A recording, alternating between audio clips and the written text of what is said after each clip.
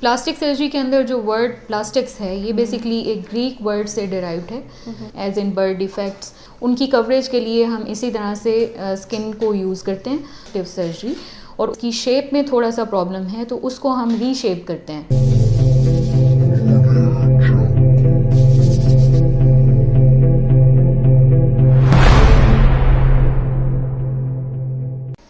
Assalamualaikum viewers, you're watching Aaj News and I'm your host Laiba Khan with the program Aaj Fitness with Laiba Khan. Viewers, today I'm here with another very captivating topic which is on plastic surgery.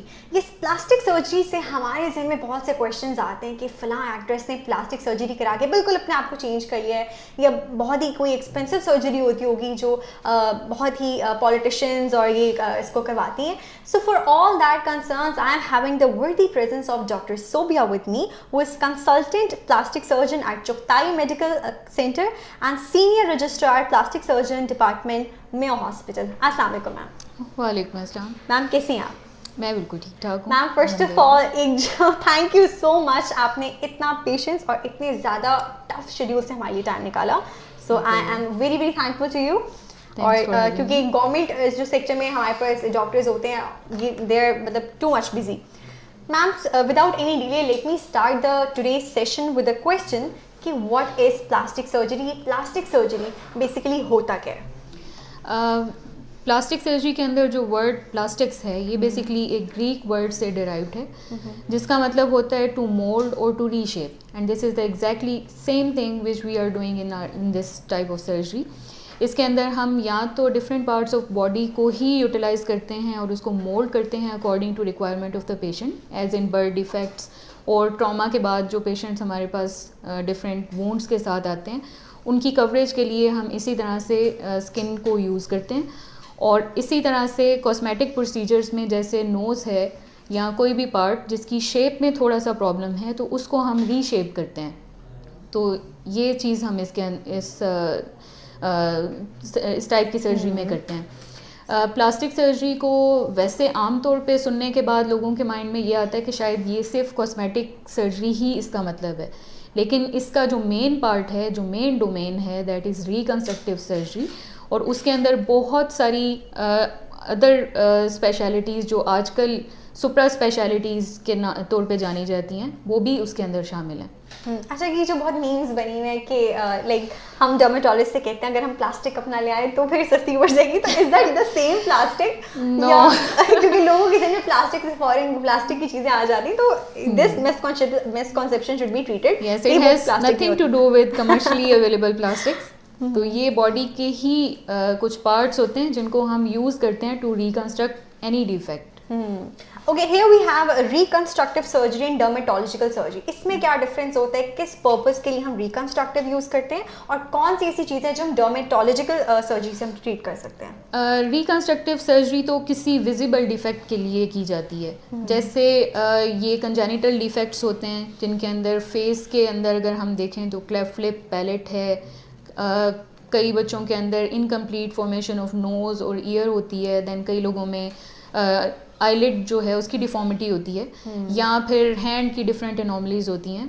और इसके अलावा acquired defects के अंदर जैसे after any surgery, जैसे cancer surgery है, उसके बाद जो डिफेक्ट बनता है उसकी रिकंस्ट्रक्शन या उसको दोबारा से कवर करने के लिए जो हम सर्जरी करते हैं, that comes in under the reconstructive surgery domain.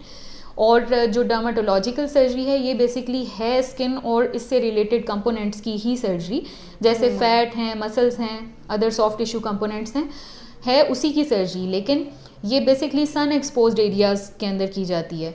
उसकी वजह से सन एक्सपोजर की वजह से होता ये है कि कई लोगों के अंदर प्री मेच्योर एजिंग आना शुरू हो जाती है, कई लोगों के अंदर स्किन के ऊपर सिर्फ मोल्स बनना शुरू हो जाते हैं, हाइपर पिगमेंटेशन होना शुरू हो जाती है, और जो स्किन टोन है उनकी वो डिफरेंट पार्ट्स के अंदर डिफरेंट कलर उसका आ रहा होता है।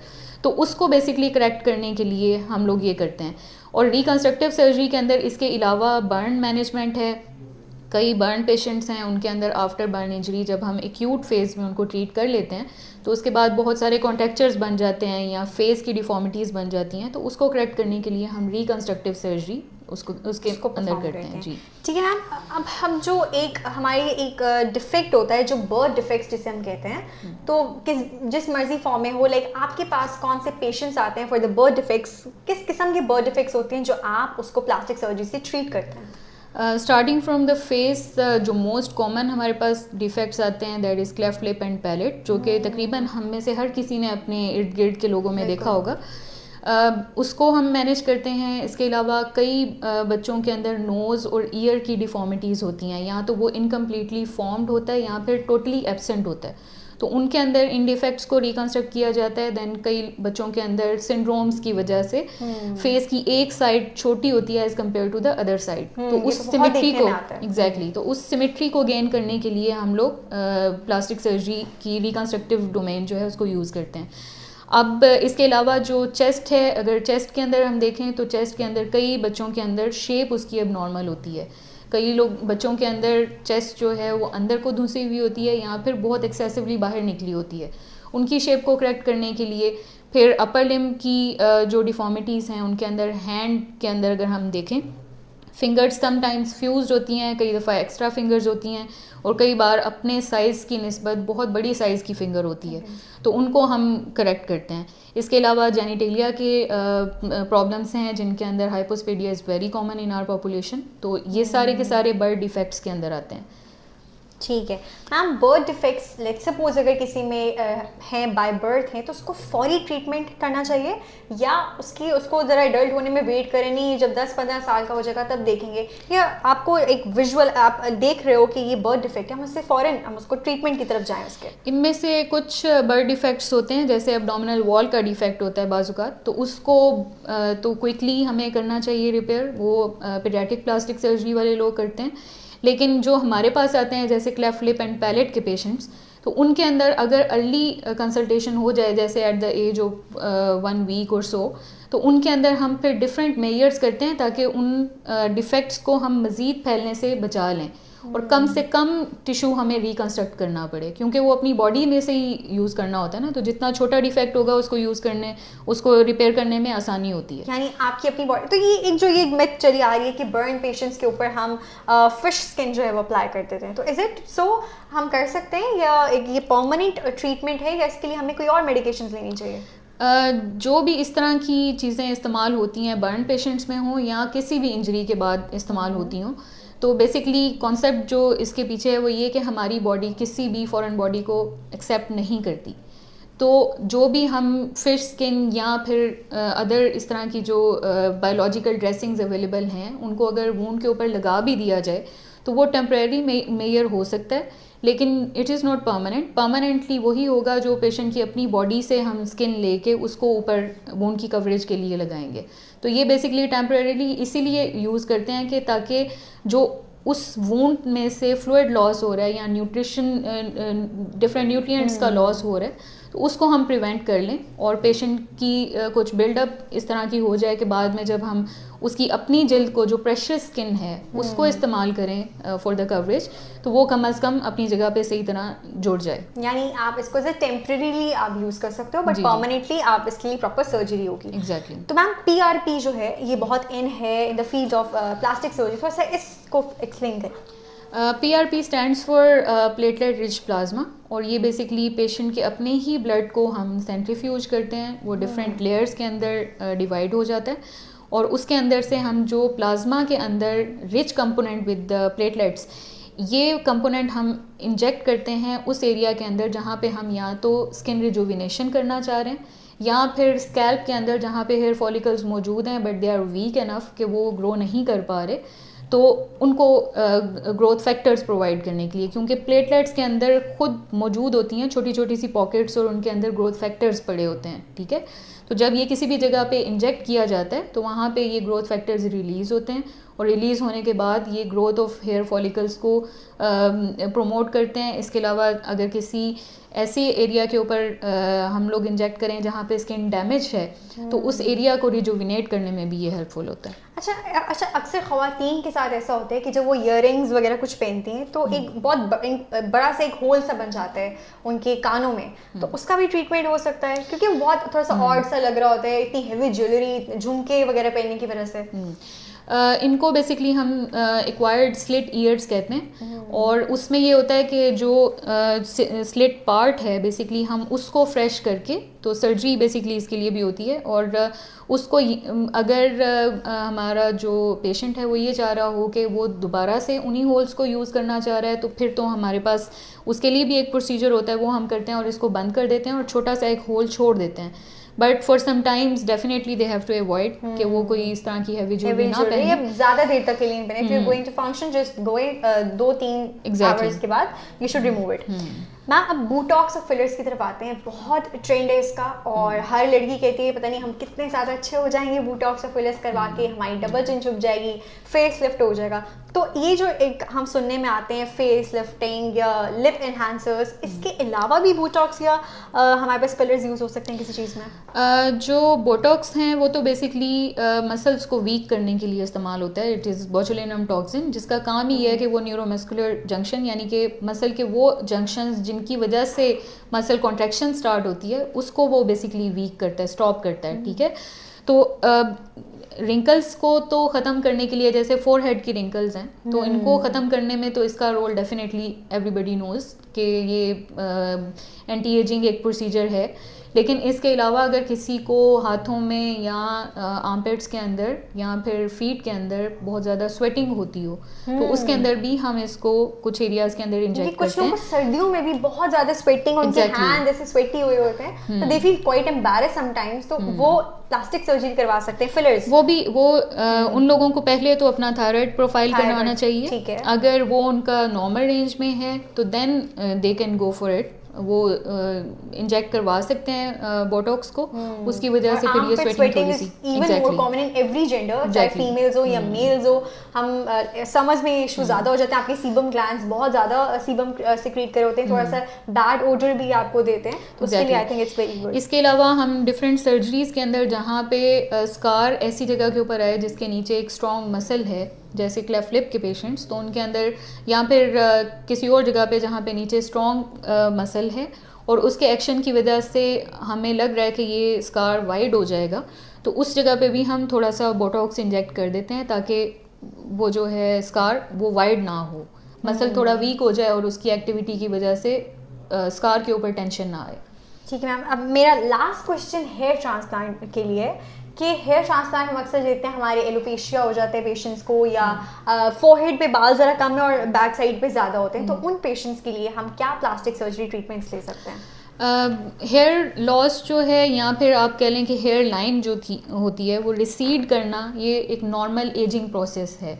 लेकिन कई यंगस्टर्स के अंदर भी आपने देखा होगा कि हेयर लॉस बहुत ज़्यादा होता है और बिल्कुल सारा जो स्कैल्प है वो बहुत ज़्यादा, उसमें हेयर लॉस होने के बाद बैल्डनेस हो जाती है। तो इसको बेसिकली मेल्स के अंदर हम एंड्रोजेनिक एलोपेशिया कहते हैं। इसका कुछ ट्रीटमेंट जो है वो मेडिसिन से भी किया जाता है, but that is not definitely, that is temporary जी। और इसके लिए फिर ये किया जाता है कि जो हेयर लाइन उनकी बच जाती है पीछे वाले हिस्से के अंदर, उसके अंदर से कुछ बालों को निकाला जाता है और उसको उस जगह के ऊपर ट्रांसप्लांट किया जाता है जहाँ पे हेयर लॉस हो चुका होता है। ये भी दो तरीक़ों से किया जाता है। एक तो स्ट्रिप मेथड है जिसके अंदर परमानेंट जो हेयर पीछे वाले हिस्से में मौजूद होते हैं उनको एक स्ट्रिप की फॉर्म में निकाला जाता है, और निकालने के बाद हम उनको अलहदा करते हैं, एक एक बाल जो होता है उसको अलहदा किया जाता है और फिर उसको ट्रांसप्लांट कर दिया जाता है उस हिस्से में जहाँ पे बैल्डनेस है और हेयर्स रिक्वायर्ड हैं। दूसरा तरीका जो है उसके अंदर हम पंच मशीन्स यूज़ करते हैं, और पंच मशीन्स के थ्रू एक एक बाल को निकाला जाता है पहले, उसके बाद उनको हम सिंगल और 2 और 3 के जो ग्राफ्ट्स होते हैं उनको अलहदा किया जाता है, और उसके बाद हम उनको लेयर बाय लेयर लगाते हैं। जो बिल्कुल हेयर लाइन नॉर्मल वाली बनती है फ्रंट के ऊपर, उसमें हम सिंगल हेयर लाइन लगाते हैं, दैन सेकंड वालों की बारी आती है, उसके बाद 3 हेयर्स जिस ग्राफ्ट में होते हैं उनको लगाया जाता है ताकि डेंसिटी आहिस्ता आहिस्ता पीछे की तरफ ज़्यादा होती जाए। ठीक है। तो अच्छा, ये इज इट क्वाइट एक्सपेंसिव? क्योंकि मेरे जानने वालों ने एक हेयर ट्रांसप्लांट कराया एंड ही वाज लाइक कि मैं तो कभी उम्रा हज नहीं करा, इतना पैसा लगा के मैं नहीं अपने आप को बॉयल करवा सकता। Is it so? वो उम्रा हज पे जा सकते हैं, कुछ और कोई ऑल्टरनेटिव कुछ कर सकते हैं उसकी जगह? ये तो सेंटर टू सेंटर जो कॉस्ट है वो इसकी वेरी करती है। जो बिल्कुल रूटीन में 2 से 3 हेयर ट्रांसप्लांट्स पर डे कर रहे हैं, डेफिनेटली उनकी कॉस्ट नहीं 6 डिजिट में जाती है, 5 डिजिट्स में रहती है कुछ? आमतौर पे ये डिपेंड करता है। अगर फ्रंट की सिर्फ हेयर लाइन बनानी हो तो देन तो फिर लोअर प्राइस ही होती है। और अगर मतलब सारा ही स्कैल्प जो है, फ्रंटल स्कैल्प और ये साइड वाला हिस्सा, इसको भी अगर करना है तो देन ऑब्वियसली फिर मेहनत भी उस पर ज़्यादा होती है, टाइम भी ज़्यादा लगता है और फिर जाहिर बात है लेकिन आप उम्रा कर सकते हैं। अल्लाह मियां काफ़ी नियत है तो आप इतने से बालों का पोर्शन भी काटे तो अल्लाह मियां कबूल करेंगे। तो ma'am, it was very very wonderful meeting with you, of camera भी और ऑन कैमरा भी। बहुत अच्छी गपशप रही आपके साथ और इंशाल्लाह हम और प्रोग्राम्स भी करेंगे जिसमें विटिलिगो, एल्बिनिज्म या बर्न जो पेशेंट्स होते हैं उनका ट्रीटमेंट को हम डिस्कस करेंगे ब्रीफली। तो एक पब्लिक सर्विस मैसेज जो आप हमारे व्यूअर्स को देना चाहते हैं?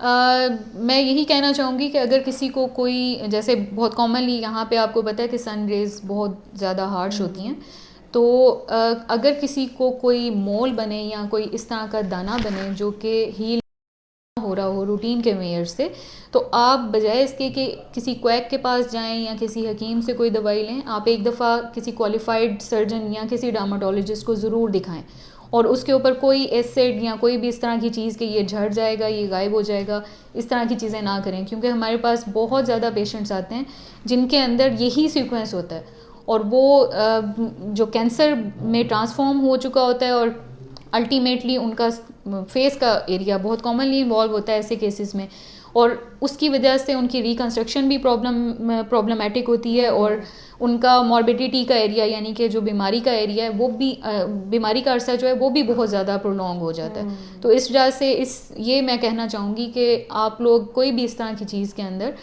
कोई भी इस तरह का मसला हो जाए तो आप ज़रूर अपने किसी क्वालिफाइड डॉक्टर के साथ कंसल्ट करें, चाहे वो कोई जनरल फिजिशियन हो, डर्माटोलॉजिस्ट हो या प्लास्टिक सर्जन हो। बिल्कुल। एंड जो अल्लाह ताला ने आपको बनाया, अल्लाह ताला ने आपको बहुत खूबसूरत बनाया है, तो अपने अंदर कॉम्प्लेक्स का शिकार होके अपने पिंपल्स पॉप करना या जो भी सस्ते के चक्कर में क्रीम, स्टेरॉइड्स फेस पे यूज़ करना से आपकी फेशियल हेयर ग्रोथ होती है, तो उनको अवॉइड करें।